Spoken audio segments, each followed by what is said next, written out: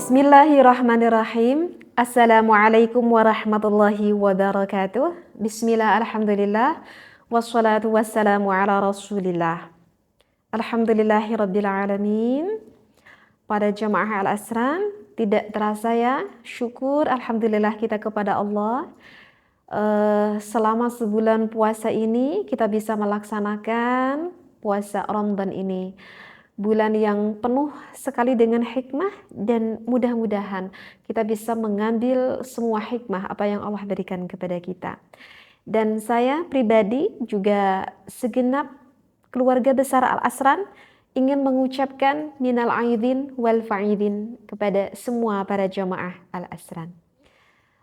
Apa yang ingin saya bahas kali ini, insya Allah saya ingin membahas dari salah satu yang bertanya di komentar saya.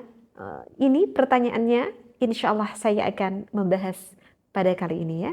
Baik. Bismillahirrahmanirrahim. Yang ditanyakan, tolong katanya bahas tentang fadilah puasa sunnah Syawal ya. Puasa sunnah Syawal. Alhamdulillah ya, hari tadi kita bisa melaksanakan Idul Fitri.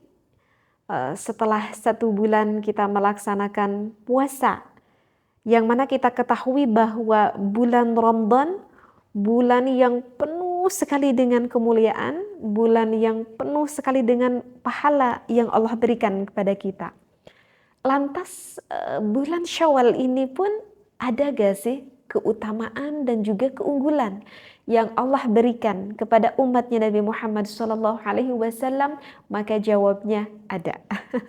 Sama, bulan Syawal juga bulan yang penuh dengan pahala yang Allah berikan kepada kita. Itu tandanya bulan itu penuh sekali dengan kemuliaan. Katanya tolong dong bahas apa sih kalau misalkan kita melaksanakan puasa Syawal, apa yang akan kita dapat. Seperti itu ya, kemuliaan apa nih yang akan kita dapat, atau pahala apa nih yang akan kita dapat. Mungkin sebetulnya para jamaah sedikitnya sudah banyak yang paham ya akan apa fadilah-fadilah yang akan kita dapat ketika kita melaksanakan puasa pada bulan Syawal ini. Nah, sebelum saya membahas lebih jauh ke sana, saya ingin sedikit dulu membahas masalah puasa sunnah Syawal ini dikhususkan. Dikhususkan untuk siapa? Dikhususkan untuk para istri-istri yang saat ini yang masih mempunyai suami. Jadi bukan dikhususkan untuk para wanita di sini ya, tetapi sekali lagi untuk para istri-istri yang saat ini masih mempunyai suami. Jadi begini ya, di dalam kita melaksanakan ibadah bagi seorang istri, ini bagi seorang istri ya, saya tekankan, melaksanakan ibadah, apalagi ibadah yang sifatnya sunnah, maka seorang istri melakukan ibadahnya itu harus atas izin, ridho dari suaminya. Ya, sekali lagi, bagi seorang istri yang mempunyai suami, jika ingin melakukan ibadah apapun itu, apalagi yang sifatnya adalah sunnah, harus ada izin dari siapa tadi? Ayah. Izin dari suami. Begitu juga jika seorang istri yang ingin melaksanakan puasa sunnah Syawal ini, ataupun puasa sunnah apapun itu ya, misalkan mau puasa sunnah Senin Kemis lah, mau puasa sunnah Rajab lah, ya, mau puasa sunnah awal, tengah, akhir setiap bulan lah, artinya puasa sunnah apapun itu ya, dan juga ibadah-ibadah yang lainnya, maka harus minta izin dulu kepada suaminya, minta ridho dulu. Teteh meni ribet, meni kudu nyungkeun izin heula kacaroge nasagala, panu ibadah teh aku. Yang ibadah itu kan saya, bukan suamiku, harus minta izin dulu. Aku kan ibadah kepada Allah. Ari si ibu, Yang namanya istri, apapun itu yang dilakukan Bu, meskipun itu yang mana sifatnya adalah ibadah, maka harus ada izin dari suaminya. Harus dicamkan ini wahai para istri. Jadi kalau misalkan ibu mau gegetolanan besok melaksanakan puasa sunnah, maka pada malam harinya loh Bu, jangan besok udah puasa baru minta izin. Malam harinya sebelum ibu melaksanakan puasa, minta izin dulu ke suaminya, diizinin apa tidak mau melaksanakan puasa sunnahnya. Kata istrinya bilang gini, masa tuh Bu mau melaksanakan ibadah gak diizinin sama suaminya atau suaminya berdosa? Nggak gitu juga. Saya kasih contoh ya, biar jelas. Saya kasih contohnya gini. Kata istrinya, bilang ke suaminya. Bilangin apa ke suami? Mas gitu ya, misalkan Mas. Mas, besok aku mau puasa sunnah Syawal ya. Aku pengen puasa sunnah Syawalnya full 6 hari. Seminggu aku pengen puasa sunnah Syawal. Biar aku tuh dapat pahalanya besar. Karena kata ajengan kalau saya melaksanakan puasa sunnah, pahalanya tuh gede banget, kata istrinya. Lantas suaminya bilang kepada istrinya, gak perlulah, jangan dulu puasa sunnah, Syawal, gak perlu puasa, kata suaminya. Lantas istrinya, masa aneh gak? Ada seorang suami ketika istrinya mau melaksanakan ibadah kok dilarang. Dosa gak sih suami bilang gitu? Dan saya akan menjawab, tidak berdosa. Kok gak berdosa? Tanya dulu kenapa alasannya suami itu melarang. Kata suaminya bilang gini pada istrinya, mungkin misalkan seorang suami yang kerjanya di luar kota, pulangnya 3 bulan sekali ya, sehingga bertemu dengan istrinya cuma 3 bulan sekali. Kebetulan pada Syawal ini cuti lebarannya lama, cuti lebarannya sampai seminggu. Jadi suaminya pengen sosonoan dulu sama ibu teh selama seminggu. Gitu. Dan bertemu nate engke kapan lagi? Bertemu nate 3 bulan deui kan? Gitu. Kata suaminya, jangan dulu lama, jangan dulu puasa sunnah Syawal. Kan nanti aku bertemu sama mama teh 3 bulan lagi. Aku tuh pengen sosonoan dulu siang dan malam. Misalkan kata suaminya. Istrinya nempas sama suaminya, ari si bapak, kan bisa atuh malam juga Pak, gak perlu siang kan ada waktu malam. Kata istrinya, kekeh, si istri nate pengen puasa, udah tahu suaminya larang. Akhirnya pada esok harinya, ya karena merasa berpikir bahwa akan mendapatkan pahala yang begitu besar, akhirnya sang istrinya besok melaksanakan puasa sunnah Syawal. Padahal suaminya itu udah nolak, artinya udah melarang, gak perlu.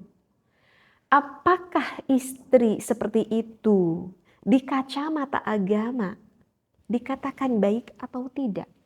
Selintas seperti melaksanakan ibadah, maka jawabnya istri tersebut tidak dikatakan melaksanakan ibadah karena melayani suami, menuruti apa perintah suami, yang mana perintahnya bukan terhadap suatu yang tidak dipikari ridho oleh Allah Subhanahu wa taala, maka wajib mengikuti apa yang dikatakan oleh suami.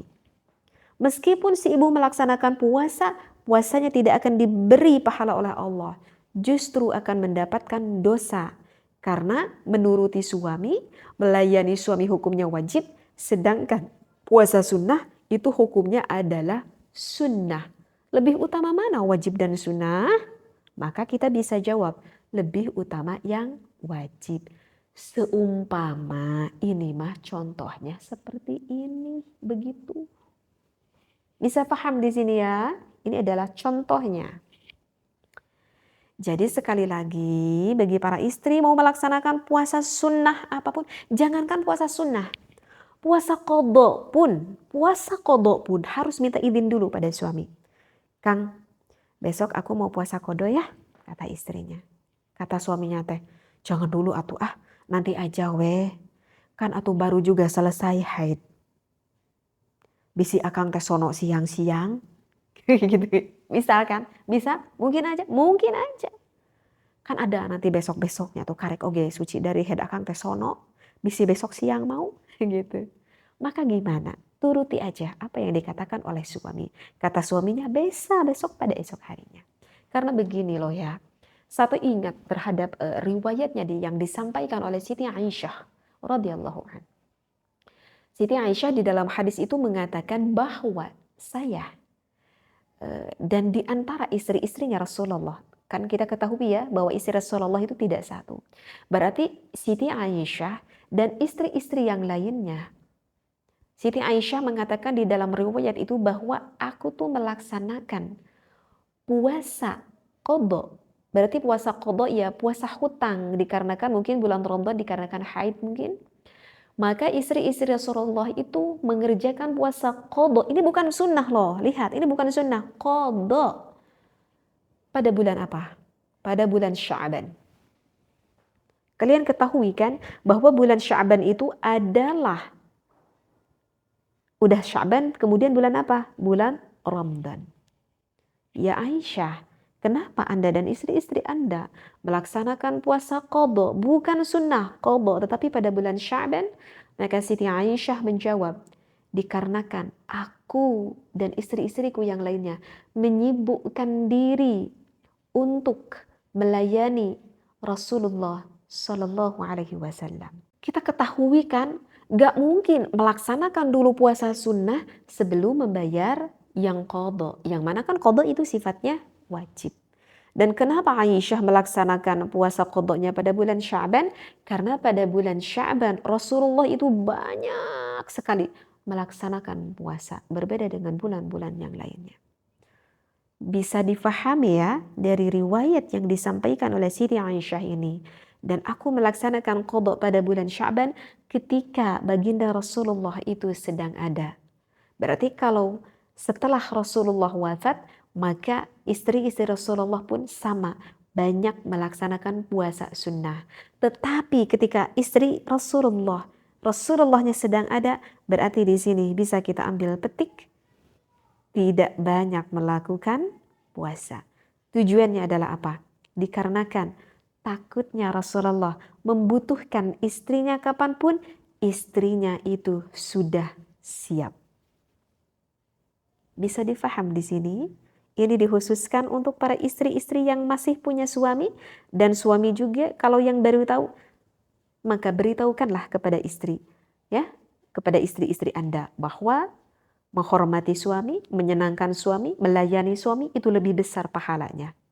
Seperti itu. Baik, udah ada satu yang bisa kita pahami. Untuk pertanyaan selanjutnya, ini sebelumnya belum ya ke apa yang ditanyakan tentang fadilah. Sekalian aja saya terangkan insya Allah lengkap di dalam video ini. Kemudian gimana juga ya, itu melaksanakan puasa sunnah Syawal itu 6 hari kan ya? Iya 6 hari.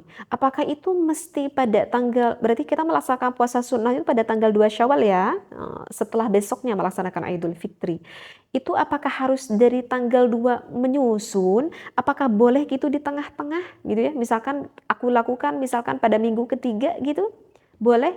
Dan apakah pahalanya sama? Pahalanya sama dan hukumnya adalah boleh. Memang di dalam salah satu riwayat kalau pada esok harinya kita langsung melaksanakan puasa sunnah Syawal memang itu lebih utama. Tetapi dalam penerangan ulama boleh kok pada tanggal-tanggal yang lain yang penting masuk ke dalam bulan Syawal dan tidak mengurangi kepada pahalanya. Karena kan kita itu harus bisa melihat kondisi kita. Mungkin aja nggak bisa dilakukan dikarenakan seorang perempuan yang sedang haid. Mungkin saja tidak bisa dilakukan pada tanggal 2, 3, atau 4 dikarenakan seseorangnya itu sedang sakit. Atau mungkin juga tidak bisa dilakukan pada tanggal 2, 3, 4, 5 dan ya selama 1 minggu itu dikarenakan misalkan contohnya gini nih ya, saya kasih contoh lagi. Misalkan ada pertemuan halal bihalal nih. Suka ada kan setelah Syawal perkumpulan keluarga halal bihalal gitu ya. Nah, apakah lebih baik aku makan di pertemuan halal bihalal tersebut ataukah lebih baik aku melaksanakan puasa sunnah Syawal? Maka lebih baik kalian makan ketika di pertemuan halal bihalal tersebut daripada puasa sunnah Syawal. Loh kenapa? Ya karena coba kita pikir dong. Misalkan halal bihalal sekarang berkumpul di rumah tante Anu gitu ya. Tentu kan yang punya rumah itu sudah mengeluarkan biaya, sudah mengeluarkan waktu, sudah mengeluarkan tenaga, memasak makanan-makanan yang kira-kira enak untuk dimakan. Lantas semua perkumpulan yang halal bihalal itu misalkan karena lagi puasa sunnah Syawal, semuanya puasa sunnah Syawal. Akhirnya makanan itu mubazir tidak? Mubazir, nggak bisa dimakan. Sedih nggak? Yang udah capek-capek aku bela-belain masak sampai malam, nggak ada yang makan. Dikarenakan apa? Puasa. Menyedihkan hati orang yang punya rumah. Nah, oleh karena itu ya lebih baik apa? Udah lebih baik menyenangkan yang punya rumah karena udah disediakan berarti ya ingin dirasakan. Oleh karena itu lebih baik makan, nikmat kita makan. Besoknya baru kita melaksanakan saum sunnah Syawal. Nah, ini yang perlu kita pahami ya. Jadi jangan konteks puasa sunnah Syawal mendapatkan pahala sehingga baku aja seperti itu. Enggak, kita lihat dulu ya permasalahannya seperti itu. Bisa dipahami ya? Udah permasalahan. Sekarang permasalahan yang ketiga, sebelum saya menerangkan fadilah tentang puasa sunnah Syawal. Aku kan perempuan ya, aku tuh punya qadha puasa Ramadan dikarenakan aku haid, misalkan selama 7 hari. Aku itu tapi pengen puasa sunnah Syawal, tapi aku punya qadha. Kalau aku melaksanakan qadha Syawal, nanti aku takut gak dapat pahala puasa sunnah Syawal. Nah ini juga yang belum paham. Gini ya, wahai para wanita, jika kalian ingin membayar qadha puasa, lebih baik dilaksanakan pada puasa yang mana sifatnya sunnah. Gitu ya.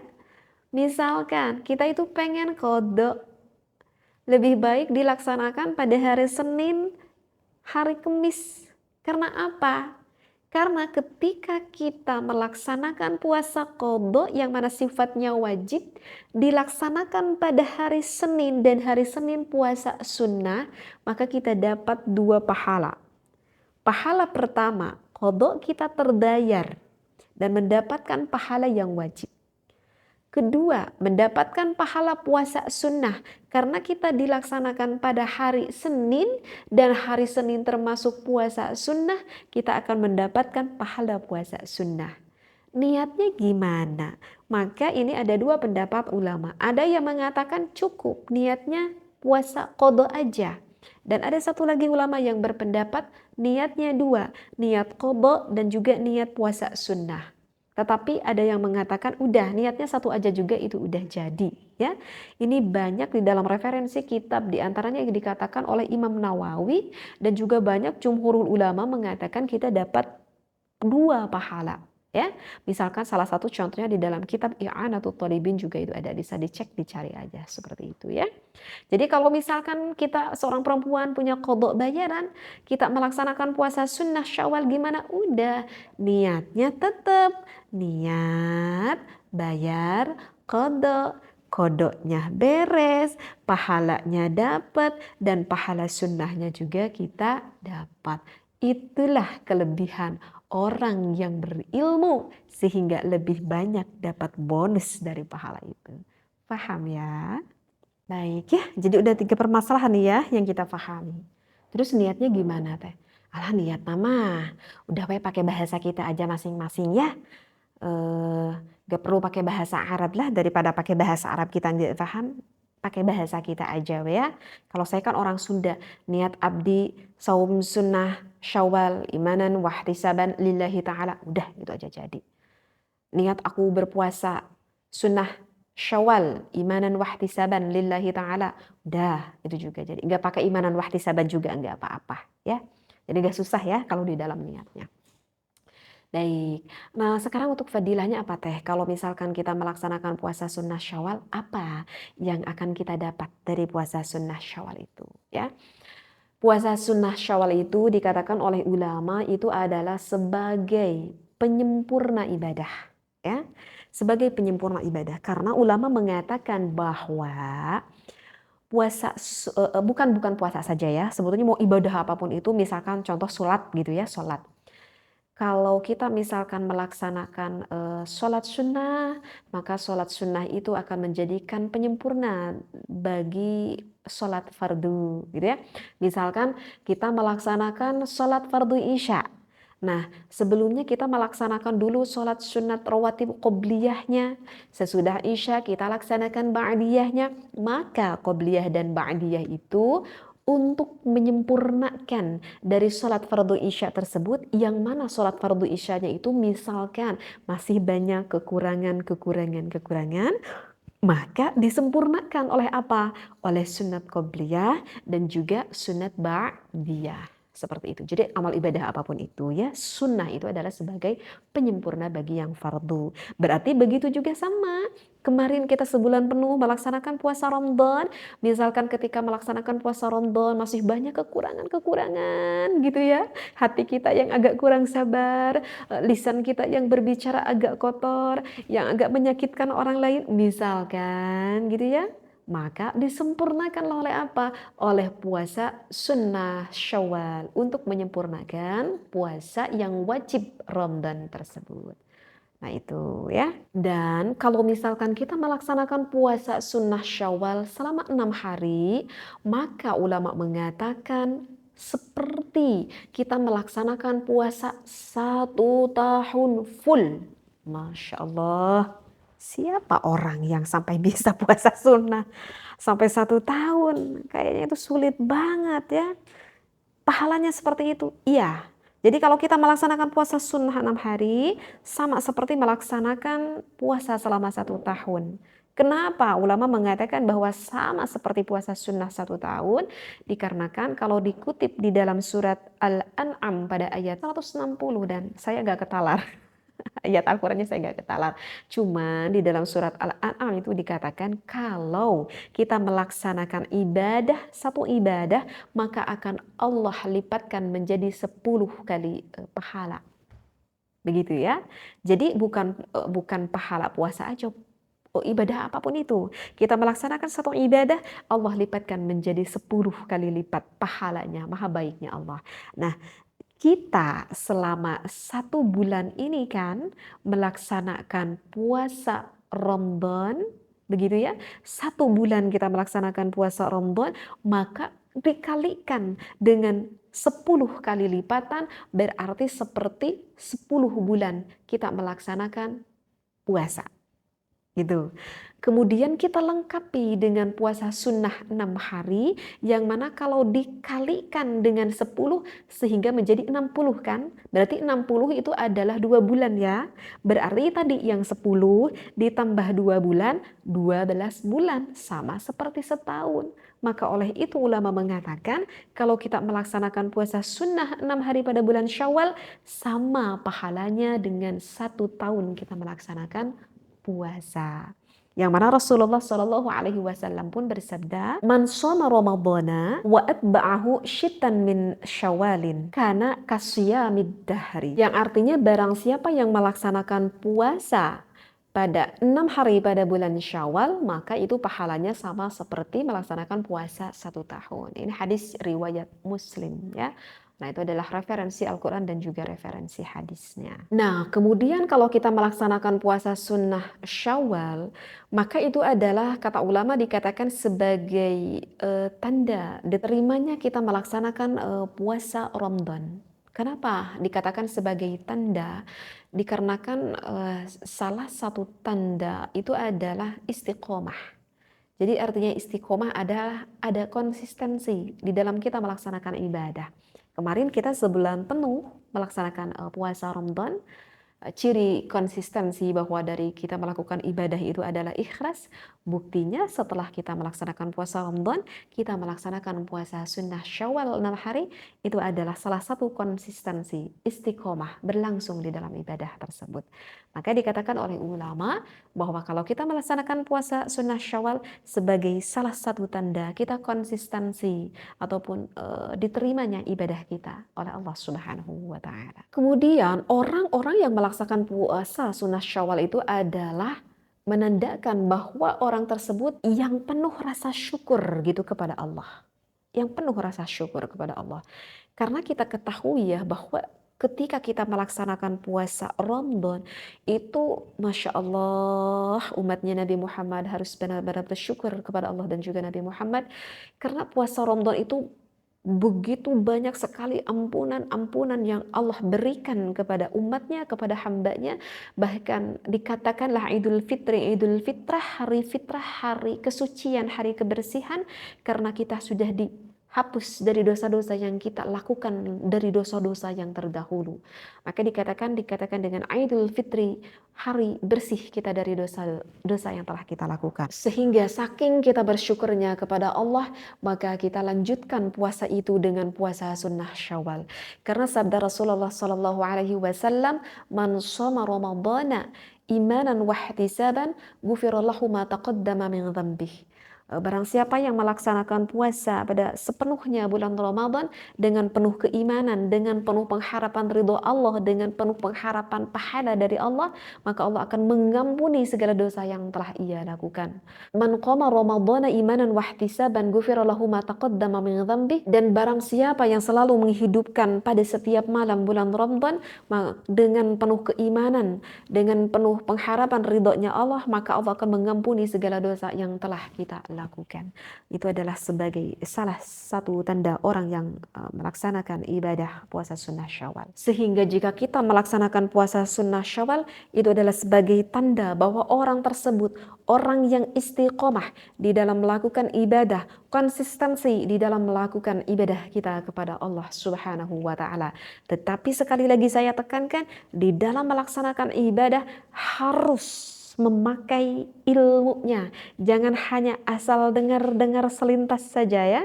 Sehingga yaitu kalau pakai ilmunya, salah satu tadi contoh yang sudah saya terangkan, bagi seorang perempuan yang mempunyai suami sehingga harus memahami mana yang harus lebih didahulukan sesuai dengan ilmunya. Mudah-mudahan apa yang saya sampaikan ini bisa memberikan manfaat kepada semua orang yang mendengarkan dan bisa memanfaatkannya dari ilmu apa yang telah kita dapatkan. Amin ya Allah ya Rabbal Alamin. Insya Allah ya, Alhamdulillah bagi yang bertanya sudah saya jawab lewat pembahasan ini. Bagi yang bertanya-tanya yang lainnya bisa saja ditulis di komen. Insya Allah jika ada luang waktu saya akan perjelaskan di dalam pembahasan di video yang saya sampaikan ini. Baik perihal tentang ibadah keseharian ataupun ada hal apapun lah yang belum difahami. Jika saya paham, insya Allah saya akan bantu. Wallahu a'lam wabillahi taufiq wal hidayah. Wassalamualaikum warahmatullahi wabarakatuh.